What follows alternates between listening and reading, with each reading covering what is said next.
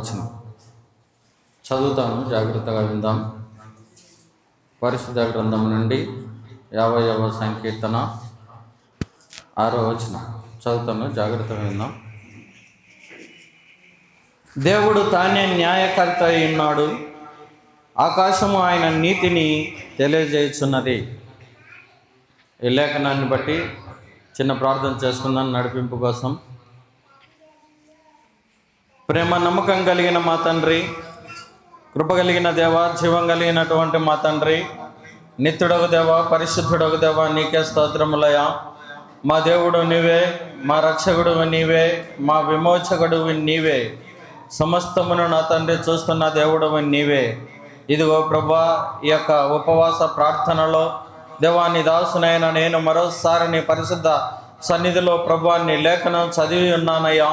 ఇదిగో చదివిన దానిని బట్టి అందులో ఉన్న జ్ఞానమును, అందులో ఉన్న రహస్యాన్ని, అందులో ఉన్న నడిపింపును, అందులో ఉన్న సత్యాన్ని ప్రభు ఆ నిత్య రాజ్యమునకు వారసత్వాన్ని దేవా మరోసారి ప్రభా నీ దాసుని బోధిస్తుండగా ఈ లోక సంబంధమైన మాటలు కాక ప్రభు ఆ నిత్య సంబంధమైన ప్రతి మాట దేవా నాలో ఉంచమని, అలాగే వినుచున్న వీరి విషయంలో ఏ భేదము లేకుండా, ఏ వ్యత్యాసము లేకుండా ప్రభు జ్ఞానయుక్తులుగా ఆ నిత్య రాజ్యమునకు వారసులుగా మరోసారి ప్రభు నీ కాపుదలలో నిలిచి ఉండుటకు దేవా మరోసారి సైతాన క్రియలను దూరపరిచి దేవాని సన్నిధానంలో నీ లేఖనాన్ని బోధిస్తున్న మా విషయంలోనూ, వినుచున్న వీరి విషయంలోనూ నీ కాపుదల, నీ భద్రత, నీ నడిపింపు,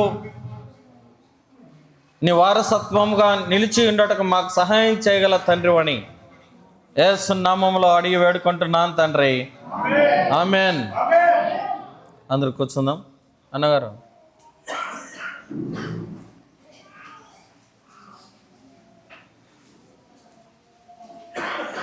దేవునికి స్తోత్రం, దేవునికి స్తోత్రం కలుగును గాక, ఆమెన్.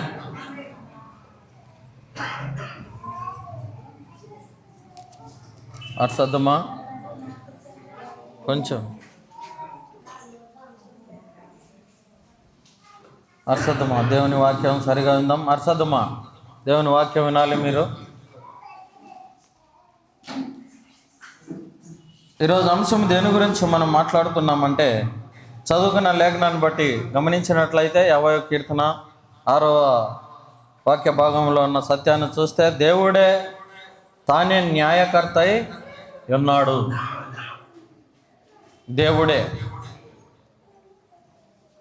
దేవుడే అనే మాటను ఒకసారి వివరంగా చూసుకుందాం, గమనిద్దాం.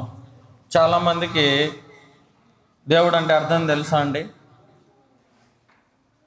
చాలామందికి ఈ భూమి మీద మనకు ఎదుట చాలా దేవుళ్ళు అని పిలువబడిన వారు, పిలుస్తూ ఉన్నవారు, అలాగే ఎవరైనా మన మధ్యలో ఏదైనా సహాయకర్తగా నిలిచి ఉంటే నీవే నాకు దేవుడు అని, తర్వాత అనేక మంది అనేక రీతిలుగా ఈ పదాన్ని వాళ్ళుగా ఉపయోగించుకుంటూ తర్వాత ఏరే వాళ్ళకి ఇస్తూ దేవుడు అంటే అర్థం తెలియని ప్రజల్లాగా మాట్లాడి నిలబడిపోతున్నారే తప్ప నిజమైనటువంటి దేవునికి పేరు ఏమై ఉన్నదో, దాని అర్థం ఏమై ఉన్నదో అనేది చాలా ఈ లోకంలో మనుషులకు తెలియదండి. ఈరోజు మనం తెలుసుకోబోతున్న అంశం ఏంటంటే, దేవుడు అంటే అర్థం ఏంటి, ఆయన గుణలక్షణాలు ఎలా ఉంటాయి, తర్వాత దేవుడు మన పట్ల ఎలాంటి అవగాహన కలిగి ఉన్నాడు, ఈ 3 అంశాలు మనకు అర్థమవుతాయి.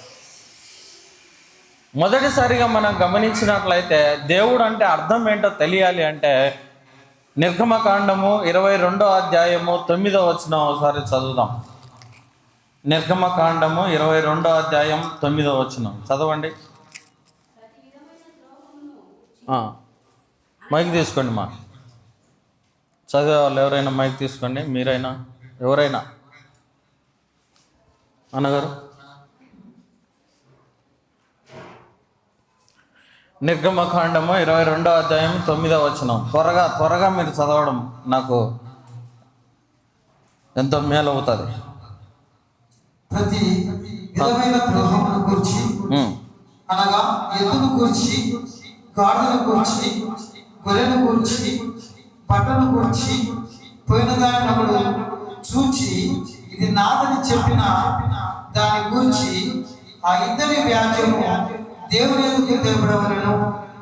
దేవుడు ఎవని మీద నేరము స్థాపించునో వాడు తన పొరుగువానికి రెండంతలు అచ్చుకొన వలెను.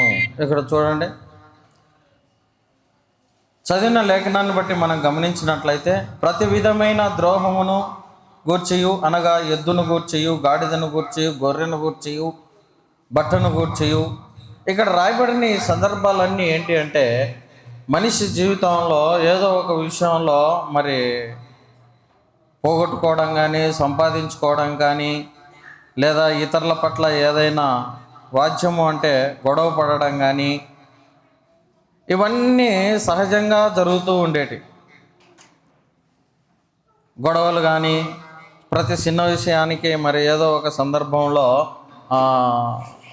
మాట్లాడడం కానీ, గొడవ పడడం కానీ, ఇలా ఎన్నెన్నో జరుగుతూ ఉంటాయి. వీటన్నిటికి పరిష్కారం చేయడం కోసం ఏం చేస్తారంటే మనము దేవుని దగ్గరికి వెళ్దాం, లేకుంటే చర్చి దగ్గరికి వెళ్దాం, లేకుంటే ఏరే గుడి దగ్గరికి వెళ్దాం, అక్కడికి వెళ్దాం, ఇక్కడికి వెళ్దాం, అక్కడ ప్రమాణం చేసుకుందామని వాద్యం ఆడుతూ ఉంటారు, మాట్లాడుకుంటూ ఉంటారు. ఇటువంటి విషయంలో దేవుడు ఏమని సెలవిస్తున్నాడంటే అక్కడ చూడండి, దేవుడు అనే మాట కాడ రెండు అనే మాట ఒకటి ఉంది బైబిల్లో. కింద ఫుట్ వర్క్ అంటారు దాన్ని. ఏమని అర్థమో చూడండి, న్యాయాధిపతి. దేవుడు అంటే అర్థం న్యాయాధిపతి, న్యాయానికి కర్త ఆయన. దేవుడు అంటేనే న్యాయం, దేవుడు అంటే ఆయనలో నుండే తీయబడినది సత్యం. దేవుడు అంటే మాటకు అర్థం న్యాయాధిపతి. ఈరోజు నీకైనా నాకైనా ఎవరికైనా దేవుడు అంటే న్యాయానికి అధిపతి. ఆ న్యాయకర్త చేసే పని ఏంటో, ఆ న్యాయకర్త జరిగించే విధానం ఏంటో, ఆ న్యాయకర్త మన జీవితంలో ఎలా పని చేస్తూ ఉన్నాడో దాని విషయంలో మనకు ముందుకెళ్దాం. ఇక్కడ మూలవాక్యం చదువుకున్నాం కదండి, కీర్తనల భాగంలో నుంచి 50వ కీర్తన మొదటి వచనం ఒకసారి చదువుదాం. చదవండి. 50వ సంకీర్తన మొదటి వచనం. దేవాతి దేవుడైన యెహోవా ఆజ్ఞ ఇచ్చుచున్నాడు. ఆ దేవుడు ఒక మాట ఇస్తా ఉన్నాడు. ఆజ్ఞ అంటే తన మాట మన ఎదుట నిలబడాలని, దాని ప్రకారము మనము వినాలని, దాని ప్రకారము ప్రవర్తించాలని ఆ దేవాతి దేవుడు మనకు ఏమి ఒక ఆజ్ఞ ఇస్తూ ఉన్నాడు. ఆ ఆజ్ఞ ఏంటంటే తూర్పు దిక్కున మొదలుకొని పడమటి దిక్కు వరకు భూనివాసులు రమ్మని ఆయన పిలుచుచున్నాడు. తూర్పు దిక్కు నుండి పడమటి దిక్కు వరకు దేవుడు మొట్టమొదటిసారిగా మనుషులకు ఇస్తున్నది ఏంటిదో తెలుసా? తన మాట పిలుపు, నా యొద్దకు రండి. తన యుద్ధకు రండి అనే మాట ఎవరికి అనుకూలంగా ఉంటుందో తెలుసా? కలిగినది ఏది ఆయన లేకుండా కలగలేదు అనే మాట యోహాను సువార్త మొదటి 2-3 వచనాలలో ఉంది. మొదటి అధ్యాయంలో కలిగినది ఏది ఆయన లేకుండా అనగా అర్థం ఏంటో తెలుసా అండి? ఈ భూమి మీద దేవుడు సృష్టించిన ప్రతి సృష్టము అంత చిన్న చీమ నుంచి, గుర్తుపెట్టుకోండి, అంత చిన్న చీమ నుంచి ఈరోజు మనిషిని ఆత్మ వరకు దేవుని ప్రణాళికలోనే ఉన్నాం. ఆయన చూడండి, దేవుని మాట ఒకసారి జ్ఞాపకం ఉంచుకోండి. తల్లి గర్భంలో ఒక దినము కాక మునిపే నువ్వు పిండమునై ఉండగా, అనగా మాంసపు ముద్దగా ఉండగా, నువ్వు కేవలము దేవుని విషయంలో తల్లిదండ్రుల యొక్క దాంపత్య జీవితంలో మాంసపు ముద్దవే. కానీ ఆయన చూశాడు నిన్ను. అది చూసి పిలిచి ఎన్నుకొని ఏర్పాటు చేసుకొని ఏం చేస్తున్నాడో తెలుసా? తన జీవమును పోసి నీ ఎదుట ఉంచాడు. నీలో జీవము ఆ రోజు ఒక దినము కాక మునుపు రోజే దేవుడు జీవం నీ యొక్క తల్లి గర్భంలో నీకు ప్రాణం పోశాడు. అందుకే ఈ రోజు నువ్వు ఇక్కడ ఉన్నావు. దేవుడు ఆనాడే దేవుడు నిన్ను చూశాడు. కానీ ఈరోజు దేవుడు నన్ను ఏ రీతిగా చూసినాడు, ఎట్లా చూసినాడు? నేను కండిషన్లు క్రియేట్ చేసుకొని దేవుని మీద డిపెండ్ అయి బ్రతుకుతా ఉన్నారు చాలామంది.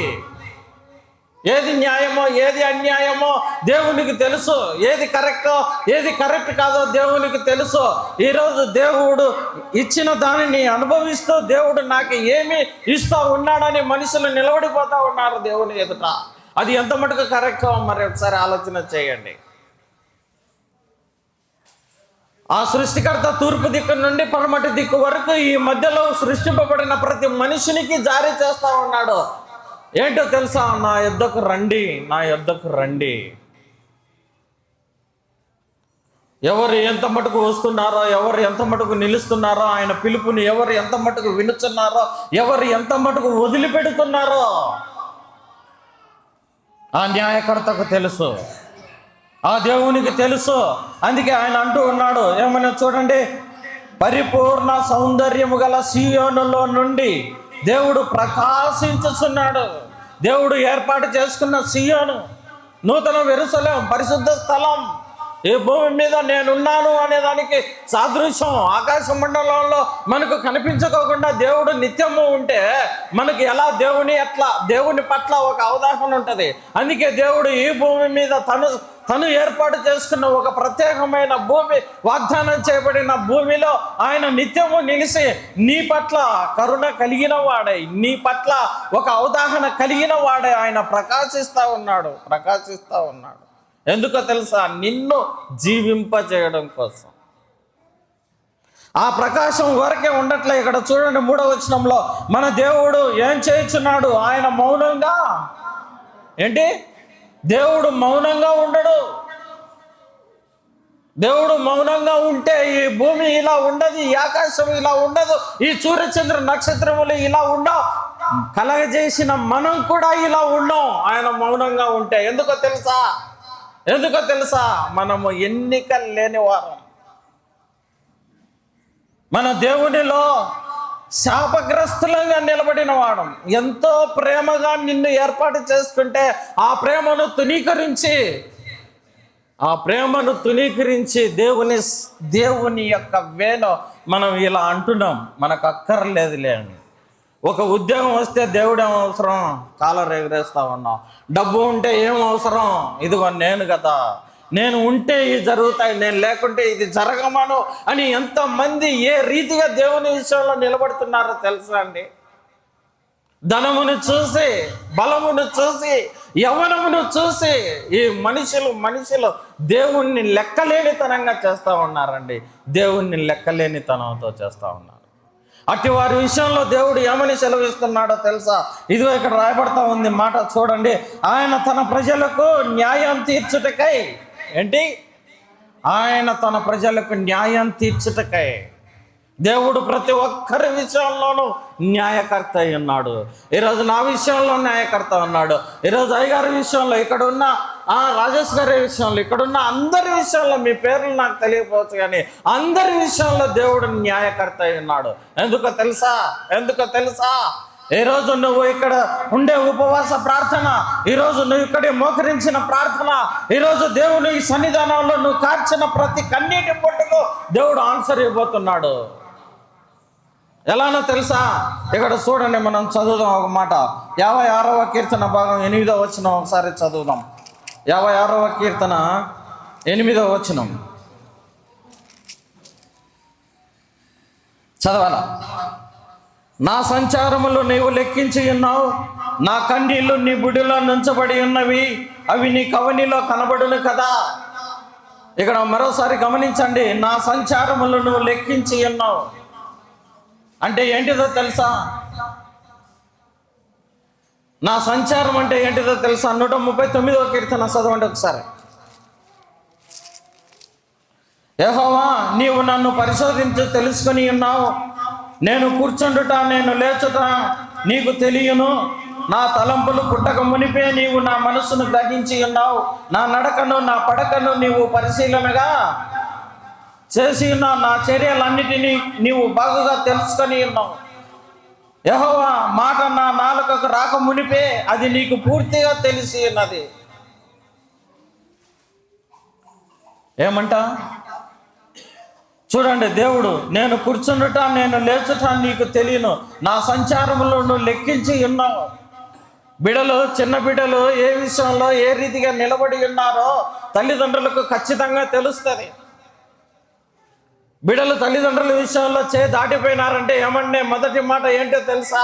తల్లులారా, తండ్రులారా, మీకు ఒక మాట చెప్తా ఉన్నా, దేవుణ్ణి ఎరిగిన మాట అదేంటిదో తెలుసా? నీకు తెలియదులే అని నిన్ను ఎప్పుడైతే నీ బిడ్డ అంటాడో ఆ రోజు నీకు శక్తికి మించి దాటిపోయినాడని అర్థం. కానీ దాన్ని క్యాజువల్గా తీసుకొని మనం వాళ్ళపై కేర్ఫుల్గా ఉండట్లే.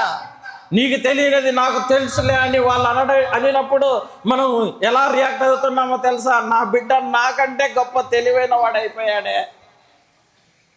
తన మాటలు జారిపోయిన తర్వాత మనకు ఆనందాన్ని ఇస్తున్నాయి, కానీ అతని యవ్వన జీవితంలోనికి వచ్చిన తర్వాత మనల్ని ఇక్కడ తండుతాడే. ఆ రోజు తెలుస్తుంది నేను ఎంత పోగొట్టుకున్నానని. దేవుని జ్ఞానం లేని వారు మూర్ఖులుగా ఈ భూమి మీద జీవిస్తారు. ఒక చిన్న మూర్ఖపు మాట మాట్లాడినప్పుడే మొక్కై వంగనేది మానై వంగుతుంది అనే సామెత ఏ రీతిగా మనకు ఉండదో ఆ రీతిగానే మన పిల్లలు మనకు దాటిపోతారంటే వాళ్ళ కండిషన్ క్రియేట్ చేయాలా. నా సంచారం లెక్కించి అన్నాడు దేవుడు. ఎలా లెక్కించాడో తెలుసా? నేను కూర్చుండుట, నేను లేచుట, నేను పడుకొనుట, నేను నా మాట ఏం మాట్లాడుతున్నానో కూడా దేవునికి తెలుసు అని దేవుని వాక్యం సెలవిస్తూ ఉంది. దేవుడు పరిశీలనగా చూడడం మొదలు పెడితే, ఒక చిన్న ఎగ్జాంపుల్ చెప్తాను చూడండి. మీకు ఎర్రగడ్డ ఉంది కదా అండి, నీటిలో వేస్తే మునుగుతుందా తేలుతుందా? అందరూ వంట చేసిన వాళ్ళమే కదమ్మా ఇక్కడ. ఎర్రగడ్డ నీటిలో మునుగుతుందా తేలుతుందా? ఎవరు చెప్పినారో తేలుతుందని? మీకు కరెక్ట్గా చెప్పండి. మరి మునుగుతుందని ఈ పక్క, మునగదని ఈ పక్క. ఎవరిది నమ్మాలండి నేను? సందేహం. పరిశీలన అంటే ఏంటిదో తెలుసా? పచ్చిగడ్డనా ఒట్టిగడ్డనా, మునుగుతాదా తేలుతాదా, అది ఏంటి, చిన్నదా పెద్దదా, దానికి తోకుందా, దానికి ఎముకలు ఉన్నాయా, అది చచ్చిపోయిందా బతికిందా, సారం ఉందా సారం లేదా? ఒక ఎర్రగడ్డలోనే ఇంత ప్రణాళిక ఉంటే నీ జీవితంలో దేవుడు ఎంత ప్రణాళిక కలిగి ఉన్నాడో నీ ఊహకు అందదండి. నీ ఊహకు అందదు. ఆవేళ దేవుడు నిపక్షమైన ప్రణాళికలు కలిగి ఉంటే మనము దేవుణ్ణి ఏ రీతిగా ప్రణాళికలు వేసుకుంటున్నామో తెలుసా? కరెంటు బిల్లుల కోసం, పిల్లల చదువు కోసం. ఇది కట్టించే మాత్రం దేవుడు నెట్టే. ఇది కట్టికపోతే దేవుడు లేడా? ఇది చేస్తే మాత్రం దేవుడు నెట్టే, లేకుంటే దేవుడు లేడా? నాకు వ్యాపారం జరిగితేనే దేవుడు, నాకు పని ఉంటేనే దేవుడు. మనుషులు ఏ రీతిగా ఆలోచన చేయాలనో ఆ రీతిగా ఆలోచన చేసుకొని దేవుని పట్ల నిందలు చల్లే వాళ్ళగా ఉంటున్నారే తప్ప, ఇది దేవుని కార్యము నిలిచినది నా జీవితంలో అని మనస్ఫూర్తిగా అంగీకరించిన వారు ఎవరైనా ఉన్నారా? ఆయన మాటకు లోబడిన వారు ఎవరైనా ఉన్నారా? అదే దేవుడు అడుగుతున్నాడు నీ విషయంలో, నా విషయంలో. ఇటు మాటను బట్టి దేవుడు ఏమంటున్నాడో తెలుసా? ఇదిగో 56వ కీర్తన భాగంలో 8వ వచనంలో ఈ మాట అంటూ ఉన్నాడు. నా సంచారములను నువ్వు లెక్కించి ఉన్నావు, తర్వాత నా కన్నీళ్లు నీ బుడ్డిలో ఉంచబడి ఉన్నవి. నా కన్నీళ్లు దేవుని బుడ్డిలో ఉంచబడి ఉన్నవి. నీ విషయంలో, నా విషయంలో నేను ఒకటి అడుగుతాను చూడండి. నీ కన్నీరు కార్చిన ప్రతి కన్నీటికి దేవుని ఎదుట సమాధానం ఉందంట. ఎందుకో తెలుసా? ఆయన న్యాయకర్త అయినాడు. నీకు ఏమి ఇవ్వాలనో, నీవు కార్చిన ప్రతి కన్నీటి బొట్టు నీకు తెలుసో లేదో. నేను ఒక మాట అడుగుతాను, ఎగ్జాంపుల్ మీరు గుర్తుపెట్టుకోండి. ఎన్ని రోజులు దేవుని మందిరంలో నువ్వు మోకరించామో, ఎన్ని రోజులు దేవుని సన్నిధిలో నువ్వు వ్యక్తిగతంగా ప్రార్థన చేసావో నీకు తెలుసా? మనకు తెలీదు. ఒక చిన్న మాట మనకు తెలీదు. మన వ్యక్తిగతంగా చేసింది కూడా మనకు తెలీదు. కానీ నా దేవుడు ఏమంటున్నాడో తెలుసా? నీ కన్నీళ్ళు నా దగ్గర దాచబడి ఉన్నాయి. నీ కన్నీళ్ళు నా దగ్గర దాచబడి ఉన్నాయి. దేవుని సన్నిధానంలో కార్చిన ప్రతి రక్తపు బొట్టు దేవునికి లెక్క చెప్తా ఉంది ఈ భూమి. దేవుడు కార్చిన తన రక్తానికి సమాధానంగా నిలిచి ఉంది. ఆయన నిబంధన ఇస్తే మాట నెరవేర్పు తిరిగి జరుగుతుందే తప్ప తిరిగి వెనక్కి రాదు. దేవుని పిలుపు మేము ఎన్ని విధాలుగా మీ ఎదుటికి వచ్చి చెప్పినా కూడా మనుషుల హృదయము అంత అఘోరంగా నిలుస్తూ ఉంది. అందుకే దేవుడు ఏమంటున్నాడో తెలుసా? ఈ మాట చదవండి. అవి నా సంచారములను లెక్కించి ఉన్నావు, నా కన్నీళ్ళు నీ బుడ్డలో నించబడి ఉన్నవి, అవి నీ కవనిలో కనబడును. కవని అంటే అర్థం ఏంటిదండి? అక్కడ కింద ఫుట్ వర్క్లో ఉంది చూడండి, పుస్తకము. ఏంటి? పుస్తకం కవిని. ఈరోజు నీ పేరు బట్టి దేవుని సన్నిధానంలో ఒక పుస్తకమే ఉందండి. ఒక పుస్తకమే ఉండి నీ బాల్యం ఏంటి, నీ యవ్వనం ఏంటి, నీ యొక్క అనుభవ జీవితం ఏంటి, నీ వృద్ధాప్యాయం ఏంటి, దేవుని మందిరంలో ఎన్నిసార్లు మోకరించావు, దేవుని సన్నిధానంలో ఎవరి గురించి విజ్ఞాపన చేశావు, దేవుని సన్నిధానంలో దేనిని బట్టి అర్థించావు. ఇదిగో దేవుడు సెలవిస్తా ఉన్నాడు, గ్లాసు మంచినీళ్ళు ఇచ్చినను నేను పరలోకంలో మీ మాటను మీ క్రియలను నేను మరవను. అట్లాంటి దేవుని సన్నిధానంలో నువ్వు ప్రార్థిస్తే, దేవుని సన్నిధానంలో ఆయన కార్యములు నువ్వు చూస్తే ఆయన ఎలా లెక్కించి ఉన్నాడని నీకెట్లా తెలుస్తుందండి? నీకు నాకు లెక్కలు కాదండి కావాల్సింది. నన్ను నిందల పాలుగా, మిమ్మల్ని నిందల పాలుగా, పరా ఇంటి వారిపై నిందల పాలుగా, ఇష్టం వచ్చినట్లు నిందల పాలుగా మాట్లాడడం కాదండి మన జీవితంలో నేర్చుకోవాల్సింది. దేవుడి పట్ల నేర్చుకోవాల్సిన సత్యం ఏంటిదో తెలుసా? అక్కడ చూడండి, దేవుని వాక్యం సెలవిస్తూ ఉంది. నిర్గమకాండం 34వ అధ్యాయము 6వ వచనం ఒకసారి చదువుదాం. 34వ అధ్యాయము 6వ వచనం, నిర్గమకాండం. త్వరగా చదవాలా. 6వ వచనం 34:6. అతని ఎదుట యెహోవా అతన్ని దాటి వెళ్ళుచు, యెహోవా కనికరము, దయ, దీర్ఘశాంతము, విస్తారమైన కృపా సత్యములు గల దేవుడైనా యెహోవా, దేవుడైనా యెహోవా. ఎలాంటి వాడో తెలుసా? దేవుని గుణలక్షణం ఏంటిదో తెలుసా? దయ కలిగిన వాడు, కనికరం కలిగిన వాడు, దీర్ఘశాంతం కలిగిన వాడు, కృపాక్షేమములు కలిగిన వాడు. ఈ దేవుడు అంటేనే దయ కలిగిన వాడు, దేవుడు అంటేనే కృప కలిగిన వాడు, దేవుడు అంటేనే నీ పట్ల నా పట్ల ఎంత దయ కలిగి ఉన్నాడో, ఎంత కృప కలిగి ఉన్నాడో, ఏ విధంగా ఆయన ప్రణాళిక నీ పట్ల ఉందో తెలుసా అండి? సంపూర్ణంగా కనీసం కొంచెమన్నా తెలుసా అండి నీకు? ఆయన కనికరం వలనే నీవు ఈరోజు దేవుని సన్నిధానంలో ఉండవు. ఆయన దయ వలననే ఏం జరిగిందో తెలుసా? శాపగ్రస్తమైన నీ జీవితాన్ని తీసివేసి ఆశీర్వాదవచనంగా దేవుడు నిలిపాడు. అర్హత లేని నన్ను దేవుడు అర్హునిగా చేశాడు తన బిడ్డగా. నీతిమంతుడని మీరు ఇక్కడ ఉన్న వాళ్ళందరూ మీ మనస్సాక్షిని అడగండి, మీరు నీతిమంతులా అని. ఎవరైనా మీలో ఇక్కడ ఉన్న వారందరూ నేను నీతిమంతుని అని మీకు ధైర్యంగా చేయి వేసుకొని చెప్పుకోగలరా? కానీ ఆ దేవుడు అంటున్నాడు, నన్ను నువ్వు ఎరిగావు కనుక ఇదిగో నేను నిన్ను ఉచితముగా నీతిమంతునిగా మార్చాను. నేను పరిశుద్ధుని కనుక మీరును పరిశుద్ధులే.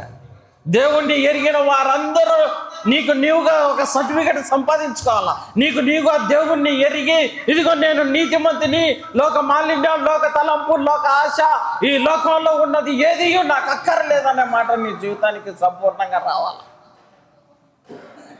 ఈ లోకమే లేకపోతే మనకెందుకండి ఇదంతా? చాలా డిఫెండ్ అయిపోతా ఉన్నాం. దేవుడు అంటే న్యాయానికి కర్త అయిన, న్యాయానికి తీర్పరి ఆయన. తర్వాత చూడండి, ఒక మాట దేవుడు మనకు సెలవిస్తూ ఉన్నాడు. ఆ మాట ఏంటంటే 33వ ఏబు గ్రంథము 33:16 వచ్చిన ఒకసారి చదువుదాం. ఏబు గ్రంథం 33:16. ఏబు గ్రంథం 33వ అధ్యాయం 16వ వచనం చదవండి మా. నరువులు చదవండి.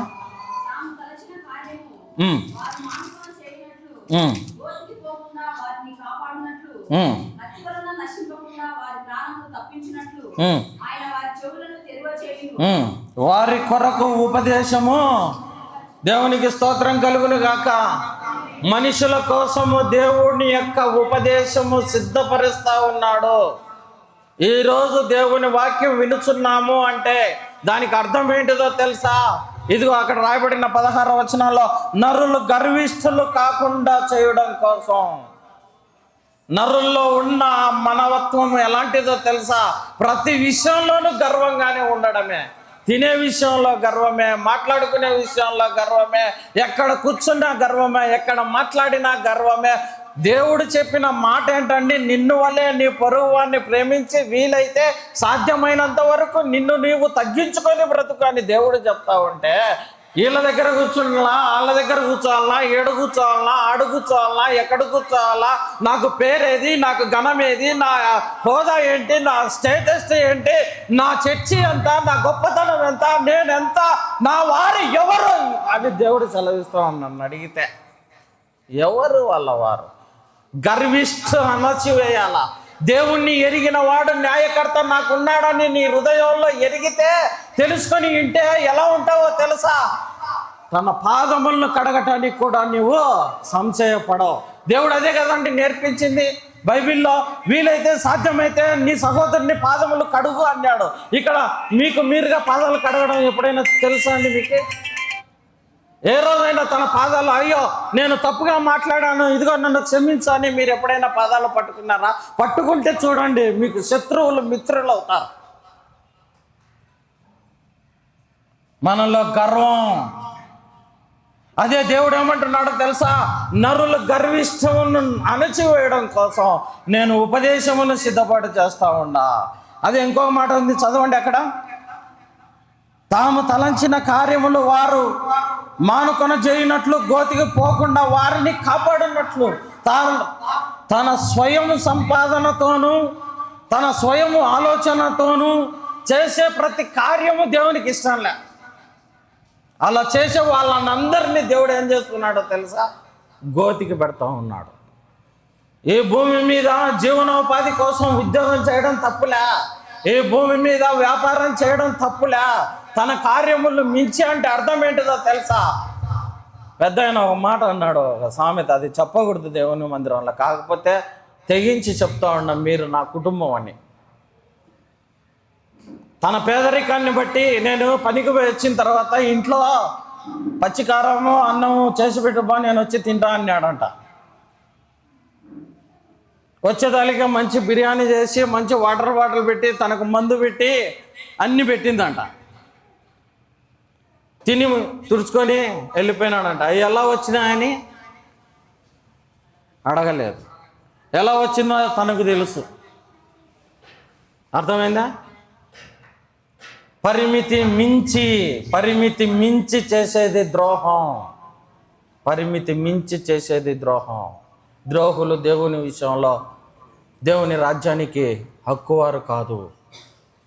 కలిగిన దానిలో దేవుడు నిన్ను ఏ స్థితిలో ఏర్పాటు చేసినాడో, దేవుడు ఏ స్థితిలో నిన్ను ఎన్నుకున్నాడో, దేవుడు అభివృద్ధి పరిస్తే మనం అభివృద్ధి పరచాలే కానీ మనకు మనంగా అభివృద్ధి పడాలని శరీరమును అమ్ముకుంటూ బ్రతికే వాళ్ళు అభివృద్ధిలోకి రారు ప్రియులారా.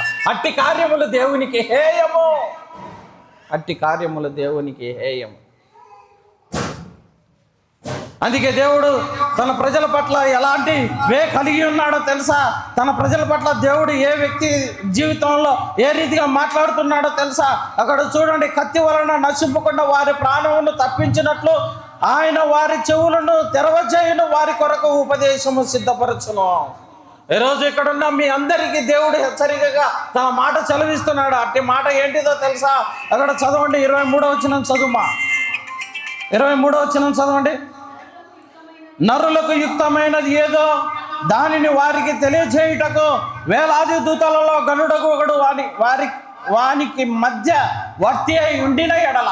ఒక మాట బాగా గమనించండి, అక్కడ నరులకు యుక్తమైనది అంటే మన బ్రతుకు జీవితానికి జ్ఞానయుక్తమైనది అంటే మన ఆలోచనలకు, తలంపులకు, ఉద్దేశాలకు, నడవడికు, ప్రవర్తనకు అన్నిటికీ ఏది మంచో తెలియజెప్పడం కోసం దేవుని యొక్క సేవకులు మీ మధ్య ఉన్నారు. వక్తి అంటే మధ్యవర్తి. ఈరోజు దేవునికి నరులకు మధ్యవర్తి దేవుని వాక్యం బోధించే ఉపదేశకులు. ఆ వ్యక్తి మీ మధ్య ఉంటూ ఉన్నాడు. అందుకే దానిని బట్టి దేవుడు ఏమంటున్నాడో తెలుసా? 24వ వచనం చదవండి. దేవుడు వాని యందు కరుణ చూపి, 24వ వచనంలో ఉంది మాట, దేవుడు వాని యందు కరుణ చూపి. నీ పట్ల దేవుడు కరుణ చూపి, నా పట్ల దేవుడు కరుణ చూపి, ఇక్కడున్న వారందరి పట్ల కరుణ చూపగలిగిన మనస్తత్వం కలిగిన దేవుడే కనుక దేవుడు కరుణ చూపి ఏమంటున్నాడో తెలుసా? అక్కడ రాయబడిన సత్యం చదవండి.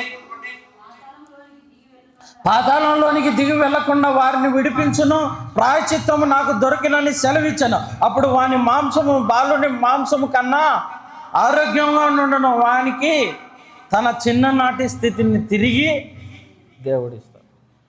దేవుని కంచెలో, దేవుని భద్రతలో, దేవుని వేలో, దేవుని ఉపదేశంలో నువ్వు బ్రతికితే, నీవు ఏ వయసులో ఉన్న వాడివైనా దేవుడు ఇచ్చే గొప్పతనం ఏంటిదో తెలుసా? తిరిగి చిన్ననాటి స్థితిని, నేను నీకు ఆరోగ్య స్థితిని ఇస్తాను అంటున్నాడు. మనం పొందుకుంటున్నామా? తిరిగి ఆరోగ్య స్థితిని పొందుకునే స్థితి మన జీవితంలో ఉందా? అందుకే దేవుడు ఏమని సెలవిస్తున్నాడంటే, నీ విషయంలో నా విషయంలో ఆయన చెప్పే గొప్ప మాట. ఒక విషయం చూడండి, 26వ వచనం చదువుమా. వాడు దేవుని బతిమాలుకొనిన ఎడల ఆయన వాణ్ణి కటాక్షించును, కావున వాడు ఆయన ముఖము చూసి సంతోషించును. ఇలాగున నిర్దోషతత్వము ఆయన నరులకు దయచేయును. దేవుడు నీ విషయంలో నా విషయంలో ఒక అద్భుతమైన కార్యం చేస్తూ ఉన్నాడంటే అది ఏంటిదో తెలుసా అండి? నిర్దోషతత్వము. ఏంటి? నిర్దోషం, కల్మషం లేనిది, లోపము లేనిది, కించపరచనిది, అవమానపరచనిది. దేవుడు నీ విషయంలో నా విషయంలో అందరి విషయంలో దేవుడు ప్రణాళిక ఏంటిదో తెలుసా? నీవు ఎవరితో మాట్లాడినా, నీవు ఎవరి దగ్గర ఉన్నా, నీవు ఏ పక్షమున నిలిచి ఉన్నా, మొట్టమొదటిసారిగా నువ్వు ఉండవలసిన మార్గం ఏంటిదో తెలుసా? నిర్దోషతత్వం. నిర్దోషతత్వం. ఆ నిర్దోషతత్వం నీలో ఉందా? నిర్దోషతత్వానికి అర్థమే తెలియదు నేటి ప్రజలకి. నన్ను అడిగితే ఏంటి చెప్పండి నిర్దోషతత్వానికి అర్థం? మారు మనసు, పశ్చాత్తాపం. పశ్చాత్తాపం కలిగి ఉన్నావా నువ్వు? నీ బిడ్డల పట్ల, నీ కుటుంబం పట్ల నువ్వు ప్రవర్తించడం కాదు కావాల్సింది. నీవు కలిగినా కలగకపోయినా, ఆలోచన చేసినా చేయకపోయినా, ఉన్నా ఉండకపోయినా, నీకు పుట్టిన బిడ్డలు నీకే బిడ్డలు అవుతారు కానీ వేరే వాళ్ళకి బిడ్డలు అవుతారా అండి? నా బిడ్డ పట్ల నేనేం ప్రణాళిక కలిగి ఉన్నానో తెలుసా? నా బిడ్డ కోసం నేను ఎంత దాచిపెట్టానో తెలుసా? నా బిడ్డ కోసం 10 తరాల వరకు నేను ఆస్తిని సమకూర్చిన. ఇది దేవునికి అక్కర లేదండి. నీ విషయంలో నా విషయంలో దేవుడు ఏం చెప్తున్నాడో తెలుసా? అంతలో ఉండి అంతలో ఆరిపోయే నీకెందుకు ఇదంతా? నేను నిన్ను ఎన్నుకున్న విధానం ఏంటిదో తెలుసా? నిత్యము నన్ను స్తుతించడం కోసం. నువ్వు స్తుతించకపోతే ఏ రాళ్ళు నన్ను సూచిస్తాయన్నాడు. నువ్వు స్తుతించకపోతే ఈ చెట్లు నన్ను స్తుతిస్తాయి అన్నాడు. నువ్వు నన్ను స్తుతించకపోతే ఆకాశ నక్షత్రములు, సూర్య చంద్ర, ఈ భూమి నన్ను స్తుతిస్తుంది, ఈ అగ్ని నన్ను స్తుతిస్తుంది, ఈ గాలి నన్ను స్తుతిస్తుంది, ఈ భూమి మీద నేను సృష్టించిన ప్రతి సృష్టిము నన్ను సృష్టిస్తుంది. నువ్వు కానీ నన్ను స్తుతించకపోతే ఏ రీతిగా మనం సృష్టిస్తున్నామండి దేవుణ్ణి? మన కంటికి కనిపించే ప్రతి సృష్టము క్లియర్గా కట్టుగా వినపడుతుంది. ఏ భూమి మాట వినలేదా? కోరాహు, దాతు, అభిరాముల విషయంలో మోషేకు వ్యతిరేకంగా నిలిచినప్పుడు ఏం జరిగిందో తెలుసా? ఈ భూమి నెర విడిచి కేవలము దేవునికి వ్యతిరేకంగా ఉన్న 230 మంది కుటుంబాలను దేవుడు అంతం చేసినాడు. ఎర్ర సముద్రం ఎదురైతే ప్రార్థన చేయగా ఏం చేసినాడో తెలుసా? ఆరిన నేల మీద అసలు దేవుని వాక్యం సెలవిస్తూ ఉంది, ఏకరాశిగా నీళ్లు గడ్డగట్టాయి. ఏకరాశిగా. ఈరోజు దేవుని మాట నీరు ఏకరాశిగా నిలిచింది. కానీ ఈరోజు దైవ సేవకులుగా పిలబడిన వారైనా, దేవుని ప్రేరేపణ కలిగిన వారైనా, కుటుంబాలైనా ఎవరైనా ఏక మనసు కలిగి జీవిస్తూ ఉన్నారా? ఆ సంఘం ఒక మాట, ఈ సంఘం ఒక మాట, వాళ్ళు ఒక ఆరాధన, వీళ్ళు ఒక ఆరాధన, వాళ్ళు ఒక భేదం, వీళ్ళు ఒక భేదం, మాది ఆ సంఘం ఈ సంఘం. ఎవడి కట్టుకునేది వాడికి అధిపతి నిలిచి న్యాయాన్ని తీర్చుకుంటూ ఉన్నారు. నిజంగా అది దేవుడు ఎప్పుడు అడగలే. దేవుడు అడిగినది ఒకటే, నీకు నిర్దోషతత్వం ఇస్తా, నేను న్యాయాధిపతిని, నీకు అన్నిటినీ నేను తీర్పు తీరుస్తాను. నీవు కూర్చుండుట, నువ్వు లేచుట, నీ పడక, నీ నడక, నీ మాట, నీ తలపు, నీ ఉద్దేశం, నీ నడవడిక, నీ కన్నీళ్ళు, ఇలా చూడండి, ఎన్ని చూడండి. ప్రతిదీ దేవుని ప్రణాళికలోనే ఉంది. ప్రతిదీ మన బ్రతికి ఉండాలన్నా, మనం చచ్చిపోవాలన్నా కూడా దేవుని ప్రణాళికలోనే ఉంది. అయినా మనము లెక్కలేనితనంతో దేవుని పట్ల అవగాహన కలిగి జీవిస్తూ ఉన్నాం. ఇది న్యాయమా? ఇది నీకు న్యాయమా అని దేవుడు అడుగుతూ ఉన్నాడు. అందుకే నీ పట్ల కరుణ కలిగిన వాడై ఆయన చేస్తున్న అద్భుతమైన కార్యములు ఏంటిదో తెలుసా? అక్కడ చూడండి, యోబు గ్రంథం 31వ అధ్యాయము 4వ వచనం ఒకసారి చదవండి. ఆయన నా ప్రవర్తన నెరుగును కదా, నా అడుగు జాడలన్నిటినీ లెక్కించును కదా. ప్రియులారా, అర్థమవుతుందా? నా అడుగు జాడలన్నిటినీ లెక్కిస్తా ఉన్నాడంట దేవుడు. నా అడుగు జాడలన్నిటినీ. దేవుడు ఎంత గొప్పవాడో తెలుసా అండి? దేవుడు ఎంత న్యాయవంతుడో తెలుసా అండి? దేవుడు అంటే ఈరోజు మీకు నిజంగా తెలియాలండి. నిద్రపోవద్దు దేవుని సన్నిధిలో. ఆమేన్. అందరూ గట్టిగా చెప్పండి ఆమేన్, ఆమేన్. నిద్రపోవద్దు. దేవుని సన్నిధి మన ఇల్లు కాదు. నీ ఇష్టం వచ్చినట్టు ప్రవర్తించడానికి ఇది నీ ఇల్లు కాదు. ఇక్కడ నిద్రపోయినా, అవమానంగా ఉన్నా, నీ ఇష్టం వచ్చినట్లు ఇన్నా, నీ ఇష్టం వచ్చినట్లు ఉన్నా దేవుడు దానికి ప్రతిఫలం ఇస్తాడు. గుర్తుపెట్టుకోండి. దేవుని సన్నిధి వణుకు పుట్టాలా, దేవుని సన్నిధిలో భయం పుట్టాలా, దేవుని సన్నిధి అంటే నీ జీవితం దారపోయాలా, దేవుని సన్నిధి అంటే నీ జీవితంలో ఎలా ఉండాలో తెలుసా? ఇంకా ఏది నాకు అక్కర్లేదు అన్నట్టుగా ఉండాలా. అలా ఉన్నప్పుడే దేవుడు నీకు తోడుంటాడు. కానీ క్రిస్మస్ వచ్చే చర్చిలు, శివరాత్రి వచ్చే గుళ్ళు, సంక్రాంతి వచ్చే సినిమాలు, మీ ఇష్టం వచ్చినట్లు తిరిగి దేవుని మందిరానికి ఆయన ఏదో పిలిచినాడు, మనకేదో ఉపవాసం అంట, ఏదో రంచపాడు కూర్చుంటే మంచి సమృద్ధిగా భోజనాలు ఉంటాయి. భోజనం కోసము, తిండి కోసము, ఇంకొక దానికోసం ఇక్కడికి రావాల్సిన అక్కర్లేదు. ఇక్కడికి రావాల్సిన మార్గం ఒకటే. అది ఏంటిదో తెలుసా? నిన్ను మార్చడం కోసం ఈ మందిరం కట్టబడతావు.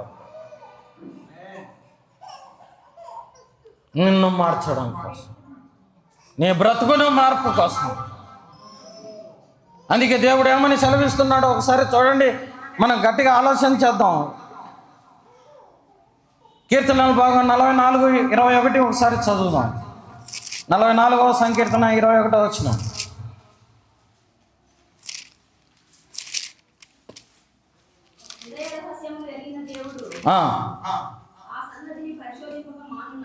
దేవునికి స్తోత్రం కలుగును గాక.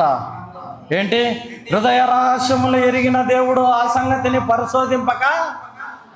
ఏ సంగతి నీకు తెలియాల?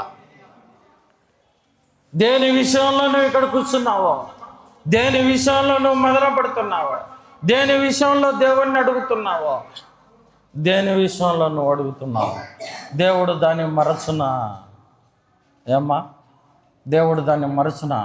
దేవుడు ఎలాంటి వాడో తెలుసా అండి? నిజంగా మీకు కీర్తనలు 115:13 వచనం ఒకసారి చదవండి. కీర్తనలో 115:13 వచనం. 115:13 వచనం. పిల్లలనేమి పెద్దలనేమి తన యందు భయభక్తులు గల వారిని యెహోవా ఆశీర్వదించును. పిల్లలేమి పెద్దలేమి దేవుని విషయంలో ఆయనే ఆశీర్వదిస్తాడు. మరి నీకెందుకు ఆశీర్వదించలేదని తపన? ఆయన నిజంగా చూడండి, 14 వచనం చదవండి. యెహోవా మిమ్మల్ని, మీ పిల్లలను ఆశీర్వదించడం అంటే ఏంటో తెలుసా అండి? వృద్ధి చేయడం, అభివృద్ధి చేయడం. దేవుని ఆశీర్వాదం ఎప్పటికీ ఉంటుంది నీ పట్ల, నీ పిల్లల పట్ల. ఇంకా నీవు శ్రద్ధ కలిగి చేయాల్సిన అవసరం ఏంటిదో తెలుసా? నా పిల్లలు దేవునిలో ఉన్నారా లేరా అని చూసుకోవాలి. నా పిల్లలు దేవునిలో ఉన్నారా లేరా అని నువ్వు చూసుకోవాలా. అదే నీకు శ్రద్ధ. నీవు అభివృద్ధి పడాలి అంటే, నీవు 24 గంటలు ప్రయాసపడినా నీవు అభివృద్ధికి రావాలి అంటే, నీ ఇష్టం వచ్చినట్లు రక్తము దారపోసినా ఈ యొక్క శరీరంలో ఉన్న కిడ్నీలు కానీ రక్తము కానీ ఏ అమ్ముకునే అభివృద్ధిలోనికి రారండి. దేవుడు అభివృద్ధి పరచాలని ఆలోచన నీ జీవితంలో కలిగి ఉంటే తప్ప ఎవ్వరు అభివృద్ధిలోకి రారు. ఆ అభివృద్ధి దేవుడు నాకు ఇవ్వాలంటే నీవు దేవుని సన్నిధి మరవని వారిగా ఉండాలి. దేవుని సన్నిధిని మరవని వారిగా ఉండాలి. లెక్కలేనితనం అయిపోయానే దేవుని సన్నిధి అంటే మనకి. ఒకసారి నీ ఇంటికి వచ్చి ప్రార్థనకి రండి అంటే, రెండోసారి మీ ఎదుటికి వస్తే, మూడోసారి ఈయనకి పని బాట లేకుండా మా ఎంటబడి చస్తున్నారు అంటారు మనుషులు. ఎంత దౌర్భాగ్యమైనటువంటి ఎండ్ టైంలో ఉండమో ఒకసారి ఆలోచన చేయాలి. ఒక పిలుపు ఎంత విలువైనదో, ఒక పిలుపు, ఒక మాట ఒక మనిషిని బ్రతికిస్తుంది. ఒక ఉపదేశము నా బ్రతుకునే ఆ నిత్యత్వానికి మారుస్తుంది అన్నప్పుడు ఎంత దూరం అయితే ఏమండి, ఎంత దగ్గర అయితే ఏమండి మన జీవిత విధానం మార్చుకోవటానికి. అందుకే దేవుడు ఒక మాట సెలవిచ్చి ఉన్నాడు, ఎక్కడ పాపం ఉండునో అక్కడ నా కృప అపరిమితముగా. నువ్వు ఎంత పాపివైనా నేను క్షమించాలనుకుంటే నీ పాపం వల్ల నాకు అక్కరలేదో, నీవే నాకు అక్కరని దేవుడు అడుగుతా ఉన్నాడు. నీ ఆత్మే నాకు కావాలా? దేవుడు శరీరానికి కర్త కాదు, ఆత్మకే కర్త. ఈ ఆత్మ ఏమైపోతుందో ఒక్కసారి నీ హృదయానికి తెలియాలా? ఇదిగో మన్నైనది, ప్రసంగిల సామెతల గ్రంథంలో 12వ అధ్యాయం చివరి భాగంలో ఉంది ఆ మాట. ఇదిగో మన్నైనది తిరిగి మన్నై చేరును. దేవుడు దయచేసిన ఆత్మ తిరిగి ఆయన యుద్ధకే ఆల్రెడీ డిసైడ్ అయిపోయింది నీ ఆత్మ ఎవరి దగ్గరికి వెళ్తుందో అని. కానీ బైబిల్లో నేను చదివినప్పుడు, మదన పడినప్పుడు, బాధపడినప్పుడు కీర్తన భాగంలో నాకు తెలిపిన మాట ఏంటిదో తెలుసా అండి? ఇదిగో దేవుణ్ణి ఎరగని సమాజం పాతాళ ద్వారముల ఎదుట దున్నబడిన భూముల్లాగా వేటికొన్నాయంట శిక్ష లేకపోవటానికి తన ఆత్మలో. ఒక పాతాళ ద్వారంలోనికి రావటానికే, ఒక శిక్షలోనికి రావటానికే దున్నబడిన భూమి ఎలా కనబడుతుందండి? పిల్లలు కనబడుతుంది. దేవుడు నాకేం చేయలేదు, దేవుని పట్ల అవగాహన లేదు, వారి ఇష్టానుసారమైనటువంటి జీవితం బ్రతికిన వాళ్ళు శిక్షలేకే అలా ఉన్నారు. కానీ అదే నిత్యరాజ్యంలోనికి ఎలా ఉందో తెలుసా? బలా నమ్మకమైన మంచి దాసుడా, నువ్వు నా పట్ల నమ్మకం కలిగి ఇదిగో నేను ఇచ్చిన జ్ఞానమును, నేను ఇచ్చిన సత్యమును, నేను ఇచ్చిన మాటను నెరవేర్చావు కనుక ఇదిగో నా హక్కున చేర్చుకొని నేను కూర్చుండు చోట నిన్ను నువ్వు కూర్చుండబెడతాను, నా సింహాసనం ఎదుట నిన్ను కూర్చుండబెడతాను. ఎంత బహుమానం అండి దేవుడు ఇస్తాడేది. అందుకే దేవుడు ఏమంటున్నాడో తెలుసా? ఇదిగో అక్కడ రాయబడిన మాట 115:12 వచనం చదువుమా. యెహోవా మిమ్మల్ని మర్చిపోలేదు, ఆయన మిమ్మల్ని ఆశీర్వదించును. దేవుడు మర్చిపోడండి. పుట్టించిన నిన్ను దేవుడు మర్చిపోడు. కానీ నువ్వే అంటున్నావు దేవుడు నన్ను మర్చిపోయాడని. అందుకే దేవుని పట్ల ఒక అవగాహన కలిగి ఉండాలా. అది ఏంటిదో తెలుసా? ఇక్కడ చూడండి, ఒక మాట చెప్తాను మీకు. 46వ సంకీర్తన 1వ వచనం చదువుమా. దేవుడు మనకు ఆశ్రయమును దుర్గమునై ఉన్నాడు, ఆపత్కాలంలో ఆయన నమ్మదగిన సహాయకుడు. ఒక మాట వినండి, ఇది అండర్లైన్ చేసుకోండి. దేవుని పట్ల మీ జీవితంలో ఈరోజు మరణం అన్నా కూడా ఇది జ్ఞాపకం చేసుకోండి. అది ఏంటిదో తెలుసా? దేవుడు మనకు ఆశ్రయము. నీ ఇల్లు ఆశ్రయం కాదు, నీ ధనం ఆశ్రయం కాదు, నీ భర్త నీ భార్య నీకు ఆశ్రయం కాదు. ఎందుకో తెలుసా? వీళ్ళు నీ అంట రారు. నీ తల్లిదండ్రులు కూడా నీ అంట రారు, నీకు జన్మనిచ్చిన వాళ్ళు. కానీ ఆ దేవుడు తరతరములు బ్రతకడం కోసం, తరతరములు నీ ఆత్మను జీవింపజేయడం కోసం మనం ఎవరిని ఆశ్రయించాలనో తెలుసా? ఆ దేవుణ్ణి ఆశ్రయించాలి. ఆ దేవుణ్ణి ఆశ్రయించాలంటే నీ బ్రతుకు మార్చబడినదే నిర్దోషతత్వంలో బ్రతకడం నువ్వు జీవించాలి. అలా జీవించిన రోజు నీకు ఆశ్రయంగా ఉంటాడు, నీకు దుర్గముడై ఉంటాడు, కొండై ఉంటాడు, కోటై ఉంటాడు. ఆపత్కాలంలో ఆయన నమ్ముకునదగిన సహాయకుడు. ఎంత సహాయకుడో తెలుసా అండి? దేవుడు సహాయం చేయడం అంటే ఏంటో తెలుసా మీకు? ఎంత సహాయకుడో తెలుసా? మరి సహాయం చేసేవాడైతే ఈరోజు నాకెందుకండి పూటకు సంపాదించుకునేదానికి? ఇదేమన్నా గవర్నమెంటా? అమ్మఒడి, తొల్లిఒడి, బిడ్డల ఒడి, బడి ఒడి, వంట ఒడి ఇవ్వటానికి ఏదో బటన్ నొక్కితే వచ్చేదానికి ఇదేమన్నా డబ్బుల కోసము దేవుణ్ణి దగ్గరికి వచ్చే వాళ్ళు ఎన్నికల్లోనే ఉండరు. డబ్బుల కోసం పరిచర్య చేసే వాళ్ళు దేవుని ప్రణాళికలో అసలు ఉండరు. దేవుని ప్రణాళిక నమ్మేవాడు ఎలా ఉన్నాడో తెలుసా? నా చేనులో పైరు పండకపోయినను, హబక్కుకు మాట అంటాడు ఆ మాట, నా మందలో గొర్రెలు లేకపోయినను, పౌలు గారు అంటారు, ఈ పూటకు నేను చచ్చిపోయినా నీ విషయంలో నేను నీవాడినే ప్రభువా. సైలెంట్. దేవుడు ఏమంటున్నాడో తెలుసా? ఆపత్కాలంలో మనిషి ఏ రీతిగా ఉన్నాడో తెలుసా? జరిగే అంతవరకు దేవుడు కూడా అవకాశాన్ని ఇచ్చాడు. ఎల్లు, ఎంత మటుకు పరిగెడతావో, ఎంత మటుకు నీకు శక్తి ఉందో, ఎంత మటుకు వెళ్తావో అంత దూరం వెళ్ళు. నీ పని, నీ శక్తి ఎంత ఉపయోగించాలంటే ఉపయోగించుకో. కానీ ఆ చివరిగా ఒక రోజు నువ్వు నిలబడతావు చూడు, ఈ ఎండ్ టైంలో, ప్రభువా ఇక నా మరణమే ప్రభువా అని అడిగిన రోజు దేవుని కార్యం చూస్తావు. నా మరణం ఈరోజే ప్రభువా అని అడిగిన రోజు దేవుడి కార్యం చూస్తాను. అంతవరకు దేవుని కార్యం చూడలేవు. ఎందుకో తెలుసా? ఇక్కడ అహము, గర్వము, లెక్కలేనితనము జోబీల్లో డబ్బులు పెట్టుకున్నట్టుగా పెట్టుకొని ఉన్నాం. అందుకే దీన్ని బట్టి దేవుడు ఏమని సెలవిస్తున్నాడో తెలుసా? ఇదిగో నేను ఆపత్కాలంలో నీకు ఆశ్రయమును ఎలా ఆశ్రయిస్తానో తెలుసా? ఇదిగో దేవుడు అంటే సరైన అర్థం మీ జీవితంలో ఈరోజు సంపూర్ణంగా తెలియాలా. ఆ మాటకు అర్థం 2వ వచనం చదువుమా. కావున భూమి మార్పు నందినను, నడి సముద్రములలో పర్వతములు మునిగినను, వాటి జలములు ఘోషించినను, నురుగు కట్టినను, ఆ పొంగునకు పర్వతములు కదిలినను. ఇదిగో మనము ఏమంట? భూమి మార్పు నందడం అంటే అర్థం ఏంటిదో తెలుసా? ఈ భూమి అంతరించిపోయినా, సముద్రము నురుగ కక్కిన అంటే ఏంటిదో తెలుసా? ఇదిగో పాతాళ జలములు ఉప్పొంగిన, అందులో నురుగ కక్కిన, ఎంత ప్రచండ వేదన, అనుభవం, తుఫాను, ఉగ్రం ఎన్ని సంభవించిన, పర్వతములు దద్దరిల్లిన, కొండలు బద్దలైనా కూడా దేవుని పట్ల నీవు అవగాహన కలిగి ఉంటే భయపడాకని దేవుడు చదివించాడు. మనం ఎట్లా భయపడతామో తెలుసా? ఎట్లా భయపడతామో తెలుసా? ఏమ్మా, మనకు భయం అందరికీ తెలుసు కదా.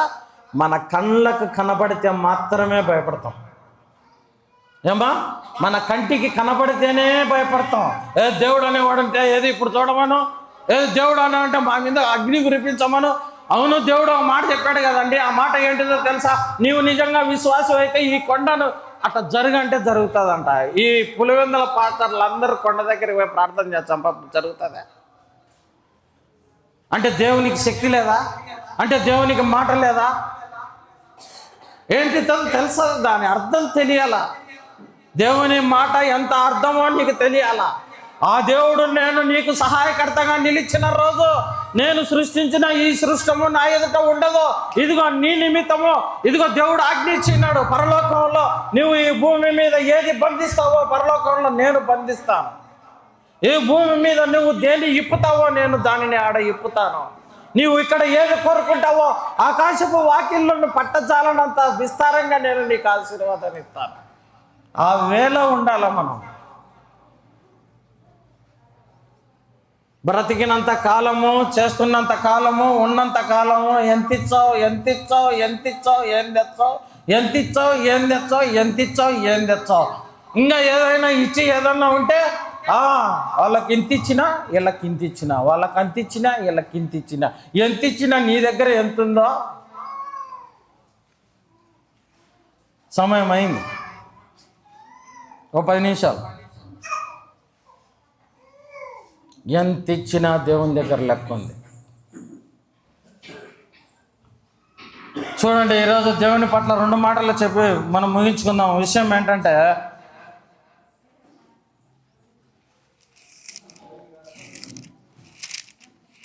నలభై 8 కీర్తన భాగం 14 వచనం సార్ చూడండి.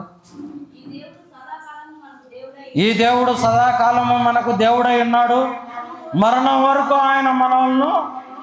ఏమా అర్థమైందమ్మా? దేవుడు అంటే ఏంటో అర్థమైందా? ఈ మాట చదవండి, ఈ మాట అర్థం చేసుకోండి. ఈ దేవుడు సదాకాలము మనకు దేవుడై ఉన్నాడు. సదాకాలము, సదాకాలము అంటే ఎప్పుడో తెలుసా అండి? తల్లి గర్భంలో ఒక దినము కాకమునుపు ముందే నీకు దేవుడు ఆయన. అది ఒక తరం. తర్వాత ఈ భూమి మీదకి వచ్చిన తర్వాత నువ్వు జీవిస్తూ ఉండవే, అది ఒక తరం. నువ్వు చనిపోయిన తర్వాత బ్రతికే ఒక తరం ఉంది. ఆ తరంలో కూడా నీకు దేవుడే ఆయన. తల్లి గర్భంలో నీకు దేవుడే, ఈ భూమి మీద దేవుడే, నువ్వు బ్రతికినా దేవుడే, నువ్వు సచ్చినా దేవుడే. అదే ఆయన న్యాయం, అదే ఆయన న్యాయ తీర్పు. ఎవరో దేవుణ్ణి ఎరగని వాడు అంటాడు, ఏమన్నా తెలుసా, ఒరే ఈరోజు ఏదో నక్షత్రం పడతామంట, 2021 అంతమంట, ఉండే పొట్టేళ్ళు కోయండ్రు అంటే ఇష్టం వచ్చినట్లు కోసుకొని తిని తాగి ఇష్టానుసారంగా మేము అందరం చచ్చిపోతాం ఏందో చెప్పినారు, ఎవరో చెప్పినారని ఎంతమంది 2021 అంతమని ఎన్నో సినిమాలు పోకడలు అన్నీ చూసి లాస్ట్కు కోసుకొని ఎదురు చూస్తూ ఉన్నారు, తెల్లారితే 21 చచ్చిపోతామా బతుకుతామా అని. కానీ దేవుని మార్గం నెరవేర్పులో ఉంటుంది, మనుషుల మార్పు అలా ఉండదు మాటలో.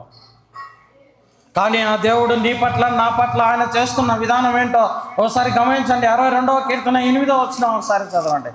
62:8 చెప్పి ముగిస్తాను. జనులారా, ఎల్లప్పుడూ ఆయన యందు నమ్మిక ఉంచుడి, ఆయన సన్నిధి మీ హృదయములో ఏం చేయాలా, దేవుని సన్నిధానంలో మీ హృదయములు కుమ్మరించాలా. ఇది ప్రభు అన్న బ్రతుకు అని దేవుని ఎదుట పాదాల ఎదుట పెట్టాలా. మనం అది కొత్త చర్చినే, ఆడెవరు నాకు పరిచయం ఉంటారు బా, ఏదన్నా గట్టిగా చెప్తే చాలే నీ ప్రవర్తన, నీ ఆలోచనలు, నీ తలంపులు, నీ ఉద్దేశంలో, నీ నడవడికలు. మనుషులు అంతా ఎలా ఉన్నారో తెలుసా, నీకు నేను ఏదైనా చెబుతానంటే ముందు నువ్వు ఎవడో చూసుకో అంటున్నారు.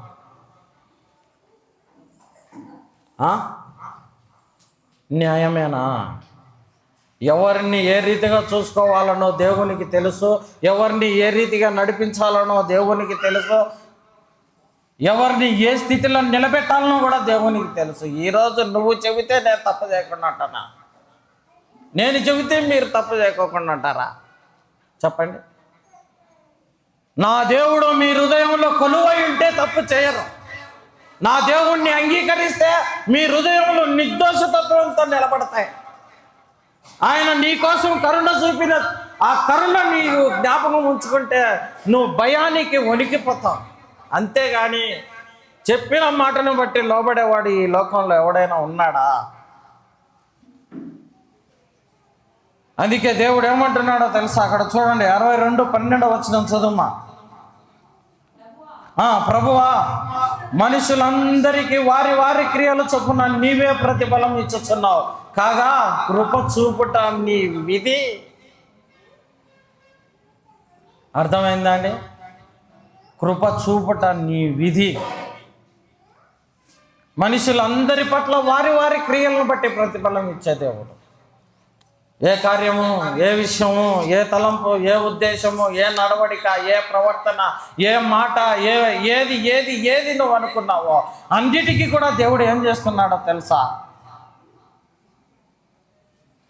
57వ మాట కీర్తనలో, 57వ సంకీర్తనలో మాట ఉంది. ఆ మాట చెప్పి నేను ముగిస్తాను, ఒక మాట చెప్పి ముగిస్తాను. చూడండి, 57వ కీర్తన భాగంలో మాట ఉంది, చదువుమా.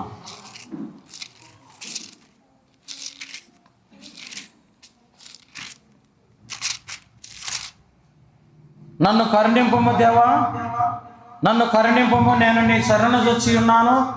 ఈ ఆపదలు తొలగిపో వరకు నీ రెక్కల నీడను శరణు వచ్చి ఉన్నాను. ఒక మనిషి బాధపడితే, ఒక మనిషి కష్టపడితే నువ్వు అనుకోవాల్సినది ఏంటిదో తెలుసా?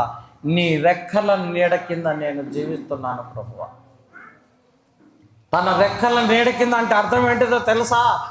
దేవుడు మన పిల్లలు ఈడ ఉన్నప్పుడు మనం ఇలా చేయి అడ్డం పెడితే ఏ ఆపదైనా, ఏ దుమ్ము, ఏ ధూళి, ఏ చీకటి, ఏ ఉపద్రవమైనా మొదట నీ చేతికి తగులుతుంది. అలాగే ఆయన సన్నిధిలో నీవు కుమ్మరింపబడిన వాడివైతే, నీవు ఆయన సన్నిధిని ఎరిగిన వాడివైతే, ఆయన సన్నిధిలో నువ్వు ఉన్నవాడివైతే, ఆయన సన్నిధి పట్ల నిజముగా నీ ప్రవర్తన నిలిచి ఉంటే మొదట నీకు కాదు దెబ్బలు తగిలేది, తన కనుపాపకు అన్నాడు దేవుడు. తన కనుపాపకు అన్నాడు దేవుడు. నీ పట్ల ఎంత ఆయన చూస్తూ ఉన్నాడో ఒకసారి చూడండి. ఈ దేవుడు నీ పట్ల ఎంత జాగ్రత్త కలిగిన వాడై ఉన్నాడో, నీ పట్ల దేవుడు ఎంత ప్రణాళిక కలిగి ఉన్నాడో, నీ పట్ల దేవుడు ఎంత కరుణ చూపుతా ఉన్నాడో, నీ పట్ల ఎంత దయ చూపుతా ఉన్నాడో, అర్హతలు లేని శాపగ్రస్తంగా నిలిచి ఉన్న నిన్ను ఆశీర్వాద వచనంలో నిలబెట్టడానికి దేవుడు ఎదురు చూస్తూ ఉన్నాడు. అందుకే ఈరోజు ఈ ఉపవాస ప్రార్థనలు ప్రియులారా, ఎవరిని ఉద్దేశించి కాదు ఈ మాట. దేవుడు అంటే మనుషులకు తెలీదు. ఈరోజు మీకు తెలపబడింది. దీనిని బట్టి దేవుడు మీ విషయంలో, నా విషయంలో తీర్పునై ఉన్నాడు. వారి వారి క్రియలను బట్టి నేను తీర్పు తీస్తానన్నాడు దేవుడు. ఏ తీర్పుల్లో నిలబడతావో, ఒకటి శిక్ష అనే తీర్పులో నిలబడతావో, శాశ్వతముగా నిన్ను దేవుడు ఆశీర్వాదాల్లో నిలబెట్టే వేలో ఉంటావో ఒకసారి ఆలోచన చేసుకో. ఇట్టి కలిగి జీవించటే ఈ ఉపదేశం మీకు స్థిరపడను గాక. ఆమె ప్రార్థన చేసుకుందాం. ప్రేమ నమ్మకం కలిగిన మా తండ్రి, కృప కలిగిన దేవ, జీవం కలిగినటువంటి మా తండ్రి, నిత్యుడగు దేవ, పరిశుద్ధుడగు దేవ, నీకే స్తోత్రములయ్యా. ఇదిగో దేవ, మాతో మాట్లాడావయ్యా. ఇదిగో మా కోసం ఉపదేశం సిద్ధపరిచావయ్యా. మరణం వరకు నడిపిస్తానన్నావు. ఇదిగో మా జీవన విధానంలో మేము ఏమై ఉన్నామో, మా తలంపులు ఏంటో, మా ఉద్దేశములు ఏంటో, మా నడవడిక ఏంటో, మా ప్రవర్తన ఏంటో దేవా నువ్వు పరిశీలనగా చూసి ఉన్నావు. అవగాహన లేని మా జీవితానికి దేవా నీ ఉపదేశం జ్ఞానయుక్తమైనదని, దేవా నీ యొక్క కార్యములు విలువైనటి అని, నీ తలంపులు ఉన్నతమైనటివని, నీ ఉద్దేశములు శాశ్వతమైనవని దేవా, ఇదిగో నా తండ్రి నీ సన్నిధిలో మా యొక్క క్రియలను బట్టి ఒక జీవగ్రంథమే ఉన్నది. అందులో పేరు రాయబడిన వారే, అందులో లిఖించబడిన వారే నా తండ్రి నీకు వారసులు. అందులో పేరు లేని వారు పాతాళ ద్వారముల యందు ప్రభువా జారిన వారి వల్లే నిలబడిచిపోతారయ్యా. అట్టి క్షోధ, అట్టి నరకం, అట్టి బాధ ఏ భూమి మీద ఎవరు ఇవ్వలేరయ్యా.